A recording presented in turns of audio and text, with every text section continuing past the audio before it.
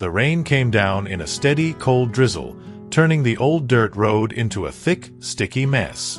The sky hung low and gray, like it was pressing down on the land itself. Clarence Doyle walked slowly, boots sinking into the soaked ground, his breath visible in the October air. Every step toward his old property felt heavier than the last. He hadn't set foot there in over 20 years, not since the night his son vanished without a trace. But something had pulled him back. And now, standing at the edge of what used to be his pasture, he saw it, a horse stuck deep in the mud, struggling for its life. Clarence narrowed his eyes. The animal was almost swallowed by the muck, its body shaking, nostrils flaring. But it wasn't just the sight that stopped him in his tracks, it was the eyes. There was something in them. Recognition. Desperation.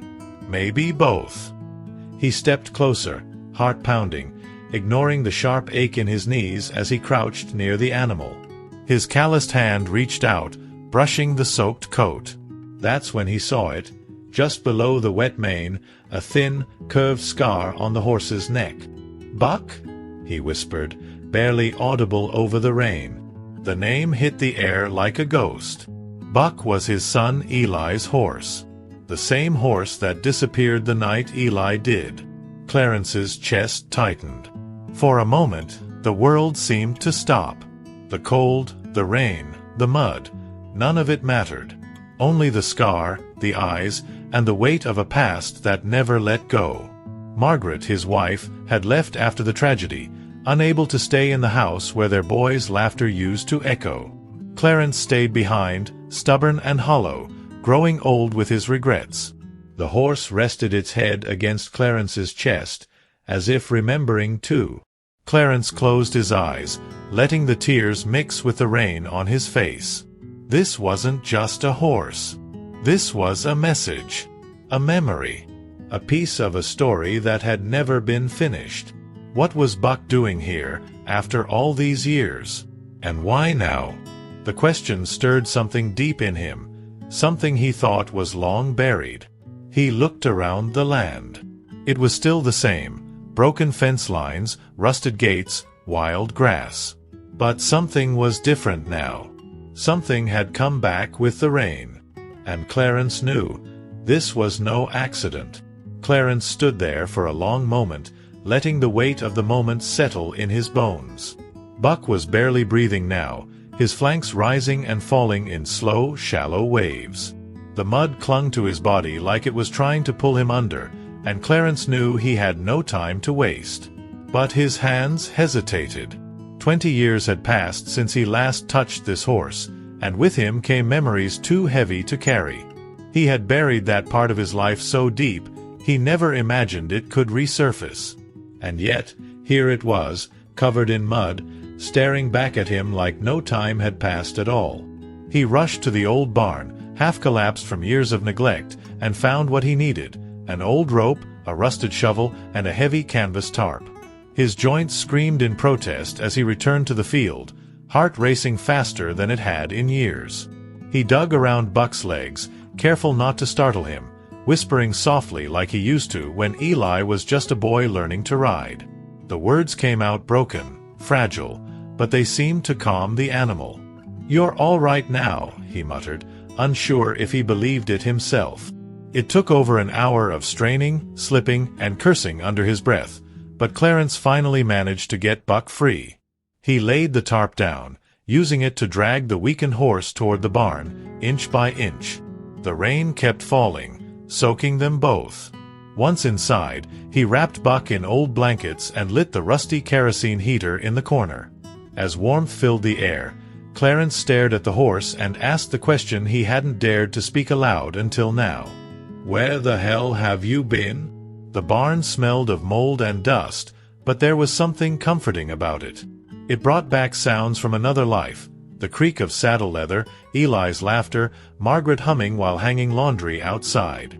Memories Clarence had locked away were now flooding back with painful clarity. Buck shifted slightly on the straw, and Clarence noticed something else: a faint, uneven brand near his left hind leg, something he didn't remember being there before. He leaned in closer, squinting. The letters were faded, poorly done, like someone had tried to mark him in secret. He traced the shape with his fingers, CR7. It meant nothing to him, not yet, but it gave him chills all the same. This wasn't just Buck. He had been somewhere. Someone had kept him. And that meant someone knew what happened to Eli.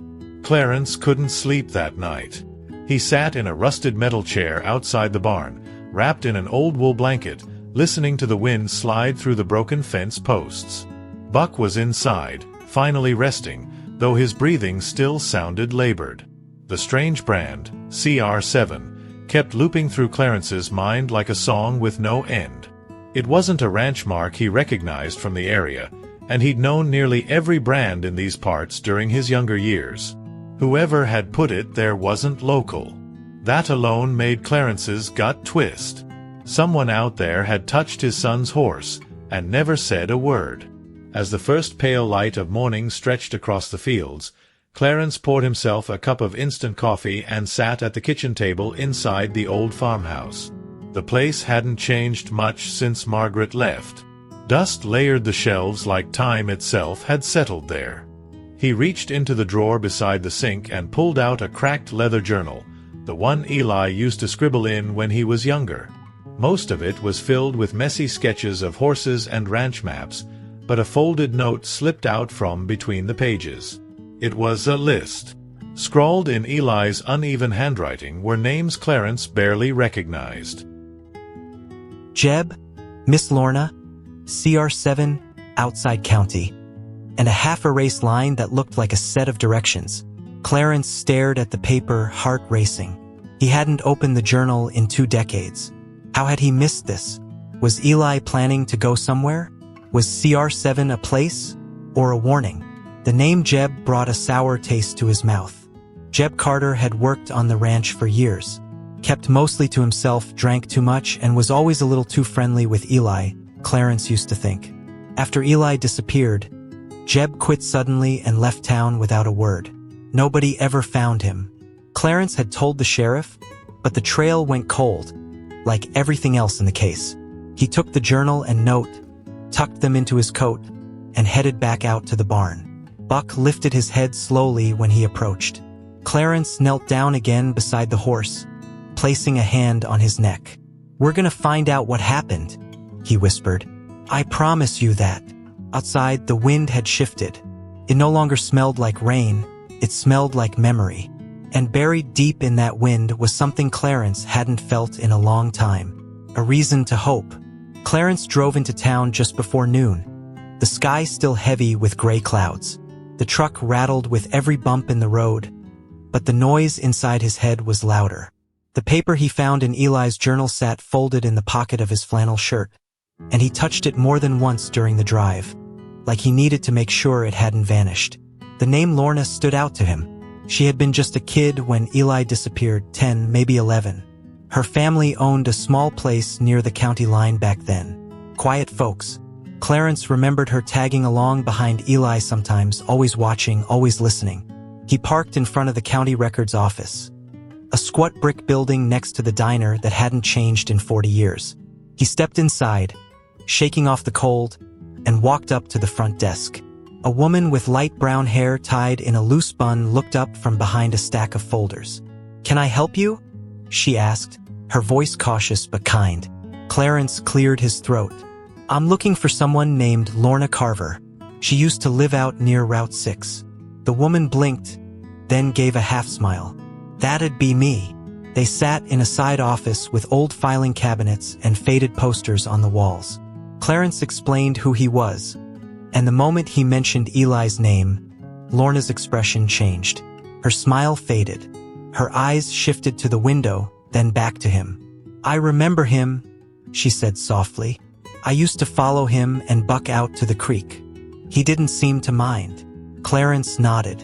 "You were on this list," he said, pulling the paper from his pocket and laying it on the table. Lorna stared at it. Her fingers brushed the word CR7, and something in her posture tightened. "I don't know exactly what that means," she said carefully, "but I do remember hearing that name. Not here, out past the county line. A man named Ray Boone ran a place called Circle R. Sometimes folks just called it CR. Clarence's jaw clenched. He didn't know Boone personally, but the name felt familiar. He remembered talk of shady dealings out near those lands. Dogs barking at night. Lights where there shouldn't be lights. Lorna hesitated, then leaned in. You think Eli ever went out there? I think Buck did, Clarence replied. And if he did, then someone out there knows exactly what happened to my boy. Outside, the wind picked up again, but this time, it didn't just carry the cold. It carried direction. The road to the old Circle, our property, was worse than Clarence remembered. Deep ruts carved into the dirt twisted like scars through the land, and brush had overtaken the edges of the narrow trail. The trees here grew closer together, darker, as if the very air had thickened. Clarence hadn't been out this way since his 20s, back when Ray Boone was just starting out.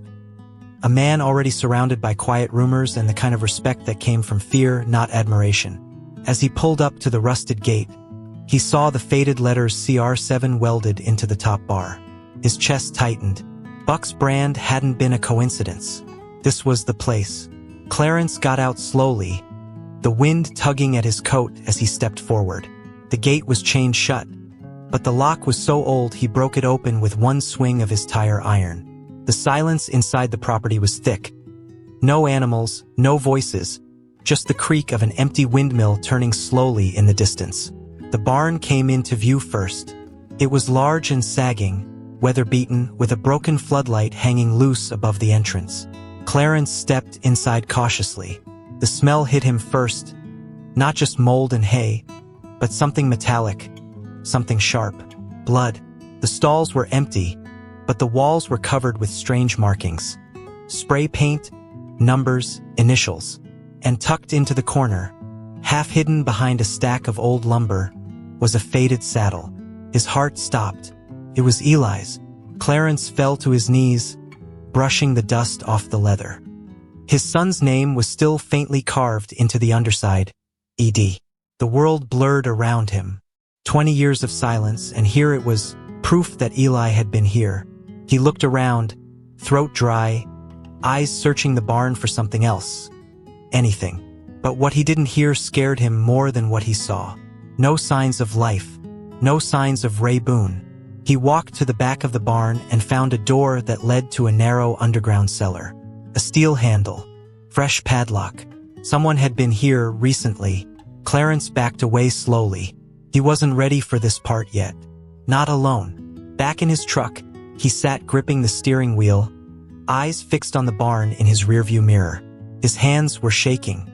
Eli had been here, maybe hurt, maybe worse, but Buck had made it out. Now Clarence needed answers. And whoever was still coming back to this place knew the truth. Clarence barely slept that night. The saddle, the brand, the locked cellar door. It all churned in his mind like a storm he couldn't escape. He had held on to hope that Eli had simply run away, maybe started a new life. But now that hope was turning into something darker. Someone had wanted to keep his son's connection to Circle R buried, and that someone still had access to the property. At sunrise, Clarence made a decision. He wouldn't wait any longer. He grabbed his flashlight, his father's old revolver, and drove back to the Boone property. When he arrived, the gate was still open from the day before. No tracks, no new signs of life. The silence was the same, but now it felt heavier, like the land itself was holding its breath. He moved quickly through the barn and straight to the cellar door. The padlock was gone. Someone had already been there. Clarence's pulse spiked. He gripped the handle and pulled. The door creaked open, revealing a narrow set of stairs swallowed by darkness. The air changed as he descended, colder, damper, and filled with an almost chemical smell. The walls were lined with old wood and exposed dirt, and the flashlight beam flickered as it caught something on the floor. Papers, scattered and water-stained, with names and dates. At the far end of the cellar, he found a filing cabinet, half-rusted, forced open. Inside were records, veterinary logs, sale forms, even photos. One picture made his heart freeze. It was Eli, no older than 16, holding Buck by the reins. Standing next to him was a man Clarence didn't recognize. The back of the photo had a handwritten note, "Delivery, July 3rd, CR7. Clarence stumbled back, breath caught in his throat. Delivery. The word echoed in his ears. This wasn't just a ranch. Boone had been involved in something bigger. Moving animals, maybe people. Maybe Eli had gotten caught up in it. Maybe he'd seen something he wasn't supposed to. Clarence's hands trembled as he pocketed the photo. Just then, a floorboard creaked above him. He froze. Someone else was there. He turned off the flashlight and backed into the shadows, heart pounding in his ears. The door above creaked again, then slammed shut. Heavy footsteps moved across the barn floor. Clarence knew this wasn't just about the past anymore. Someone was making sure the truth stayed buried. Clarence held his breath, crouched low behind the rusted filing cabinet. The heavy footsteps above were slow, deliberate, not like someone passing through, but like someone searching. He felt the cold steel of the revolver against his ribs as he reached for it, his hand slick with sweat. The cellar, which had been silent moments before, now seemed alive with tension. Every creak, every echo felt louder in the dark. Whoever was up there knew this place, and they weren't surprised to find the door open. A voice finally broke the silence. Gravelly. Familiar. "I know someone's down there," it called out, not in a panic, but with calm certainty. "Ain't smart sneakin' around places that don't belong to you." Clarence's jaw tightened. He recognized the voice now. Jeb Carter, the same man who vanished right after Eli did. Clarence had assumed he'd left town for good, maybe died in some bar fight. But he hadn't gone far at all. He'd stayed close. And now he was here. Clarence stood slowly, gun drawn but held low, and stepped into the center of the cellar. "Jeb," he said, his voice steady but cold. "Didn't expect to see you walking and breathing after all these years." The footsteps stopped. For a moment, there was silence again, then the creak of boots on wooden stairs. Jeb's shadow grew longer as he descended, a dull flashlight in his hand. "Put that thing down, Clarence," Jeb said. "We don't need to make this uglier than it already is." Clarence didn't move. "You were here the night Eli disappeared, weren't you?" he asked. "You know what happened." Jeb's expression shifted, the false calm faltering. "You don't know what you're digging into," he muttered. "You think that boy was just in the wrong place? He made choices." Clarence's grip tightened. "He was 16. Don't you dare blame him." Jeb exhaled, looking past him toward the open drawer of documents. "You think that file tells the whole story? You think Boone was the one running the show? He was just a gatekeeper." Eli saw too much. Thought he could stop it. He was brave, and that's what got him taken. Taken. The word hit Clarence like a punch to the chest. Not lost. Not missing. Taken. Outside, thunder rolled across the hills as rain began to fall again, just like it had the night Eli vanished. Clarence lowered the gun just slightly, his voice rough. "Where is he, Jeb?" Jeb looked away, and that silence told Clarence everything. Clarence stood motionless, the air in the cellar feeling heavier with every second. Jeb leaned against a wooden beam, his shoulders slumped as if carrying the weight of every lie he'd ever told. "You asked where Eli is," Jeb finally said, his voice low, like he didn't want the walls to hear. "Truth is, I don't know for sure. I ain't seen him since that night. But I know what happened to him. And I know why he never came home." Clarence didn't speak. He was afraid if he opened his mouth, all the rage and grief building inside him would come out in one long scream. Jeb continued. "Ray Boone had deals going with people way outside this county. Not just stolen livestock. People. kids. Eli found out by accident. Heard something he wasn't supposed to. Saw something in the barn late one night. He came to me, scared. Told me everything. He looked down at his boots. I told him to keep quiet.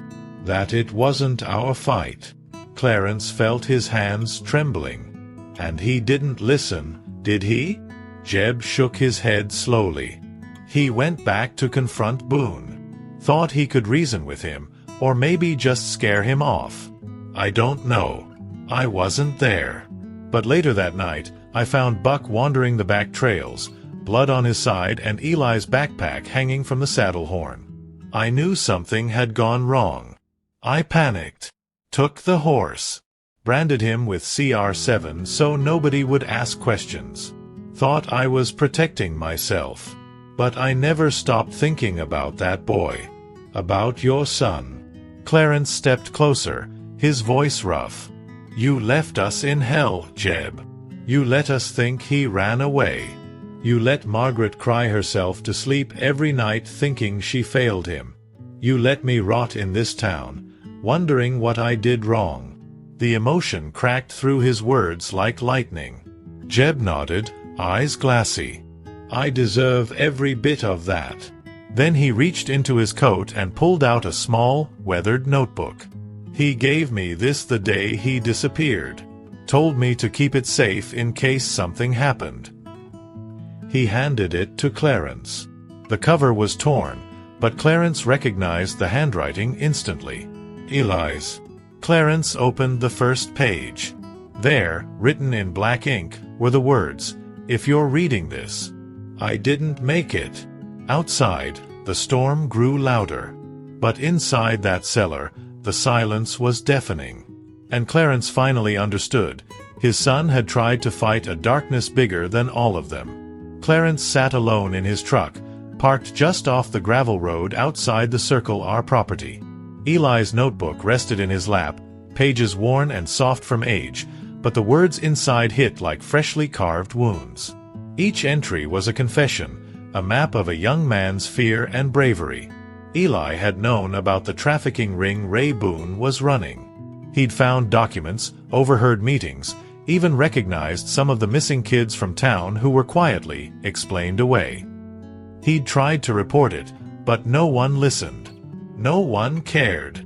Not even the sheriff. Clarence flipped to the last entry. The ink was smeared, as if written in a hurry. They told me to keep my mouth shut. But I won't. Not when kids are getting hurt. If I don't come back, Dad, please know I tried to do the right thing. Tell Mom I love her.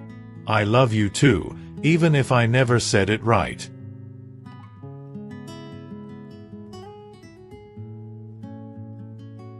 Clarence closed the notebook, eyes burning.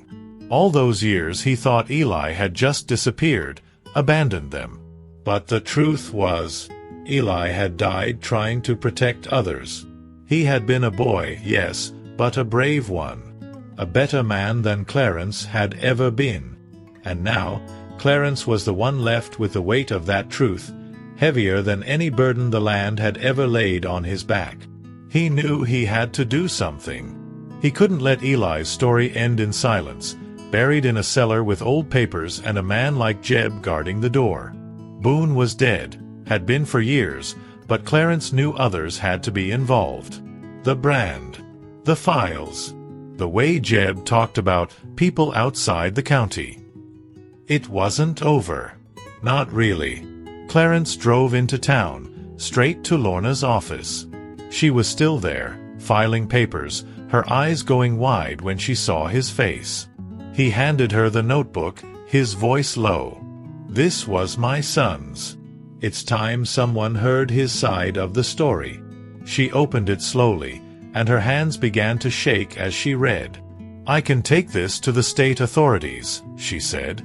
They'll listen now. With what's in here, they have to. Clarence nodded. Let them come dig up every inch of that property. I want the whole truth in the open, even the parts that hurt.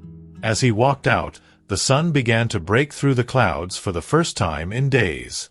A soft breeze moved through the street, and for a brief moment, Clarence swore he could hear a horse's distant whinny. And maybe, just maybe, a boy's voice carried on the wind. 2 weeks had passed since Clarence turned over Eli's notebook. The state authorities came fast. The cellar was sealed off, the property declared a crime scene. Drones flew overhead. Cadaver dogs swept the grounds. The local news picked up the story, and, for the first time in 2 decades, Eli Doyle's name was spoken out loud. Not as a runaway, not as a troubled teen, but as a young man who tried to do the right thing when no one else would. Clarence watched the investigation unfold from his porch, Buck grazing quietly in the background, like a living memory refusing to fade. Margaret came back. He didn't call her. He didn't need to. She showed up with a suitcase in one hand and tears in her eyes. They sat in silence for hours, not trying to explain the missing years. There were no words big enough. But when Clarence placed Eli's notebook in her lap, her hands began to tremble. She read until sundown. And when she looked at him again, there was forgiveness in her eyes. Not just for him, but maybe for herself, too. They buried a headstone near the old oak tree behind the house. No remains, no casket, just a marker for the boy who never came home. It read, Eli Doyle, 1984 too? He rode toward the truth, even when it cost him everything. People from the town came to the service. Sheriff Granger didn't show his face. Rumors said he'd retired early, moved away. Clarence didn't care. What mattered was that people finally knew. The whispers were gone. Eli wasn't forgotten anymore. He was honored. And Clarence, for the first time in 20 years, felt like he could breathe again. One morning, Clarence walked out to the barn and found Buck standing tall, ears alert, eyes clear. He was still old, still scarred, but there was life in him again. Maybe it was the care, or maybe he too had been waiting for the truth to come out. Clarence ran a hand down his mane. "We did it, old boy," he said. "He can rest now." Later that evening, as the sun dipped behind the hills and the sky turned to fire, Clarence stood on the porch beside Margaret, watching the wind move through the grass like a wave. For a long time, neither of them spoke. Then Clarence said softly, "He wasn't just our son. He was a light in the dark." And now, finally, that light had found its way home.